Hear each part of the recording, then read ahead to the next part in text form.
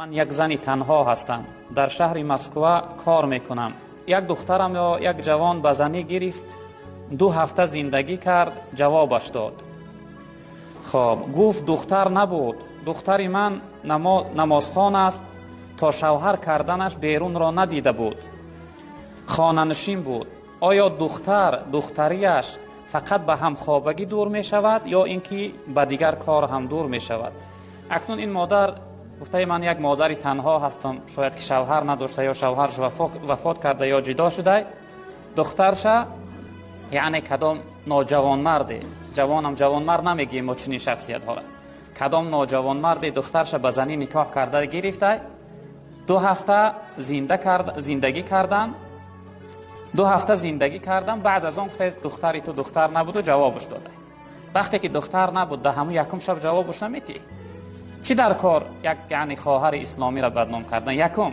دویمش که هر شخصیتی که عیب و کمبودی یک بنده خدا را ستر کنه، خداوند عیب و کمبودی شخصیت در روز آخرت ستر میگردد.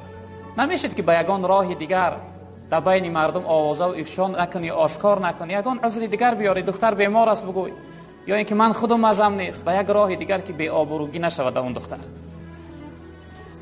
مادر محترمه و دیگر شخصیت هایی که صدای ما را میشنوه، اون خونه که یعنی از اون دختر یعنی از دختریش میبراید، نه تنها اون فقط به خواب رفتن، اون پرده یعنی از بین دور میشه و خون میرود.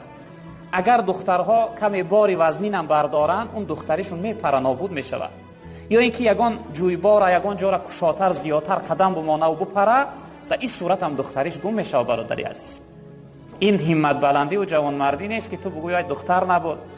حالا که این مادر محترمه گفتن که دختری من خانه نشین بود، نمازخوان است، پناه به خدا از چنین نوجوان مردا خواهر اخت فکر که یک از برای 2 هفته مندش کنه بیاره در خانه بمونه، چقدر سخت است برات. این جوان مردی نیست، این مردی نیست. اگر بگذار دخترم نباشه، هم یک لحظه یک شب بوده است، ستر که عیب و کمبودیشه، خداوند عیب و کمبودی تر در قیامت ستر میکنه. متاسفانه این کارها امروز در جمعیت ما زیاد شده است. چنین بی غیرت ها و نوجوان مردها عیب و کمبودی یک خواهر اسلامی را حرکت میکنن، یعنی برای در جامعه آشکار کردن ریزوندن. البته نه تنها فقط به خواب رفتن دختری گم میشه، بلکه به سبب یعنی بار وزن برداشتن یا اینکه یگان جایی که شادی زیاد پریدن و اینم دور میشه. یا شما بدون جوان های محترم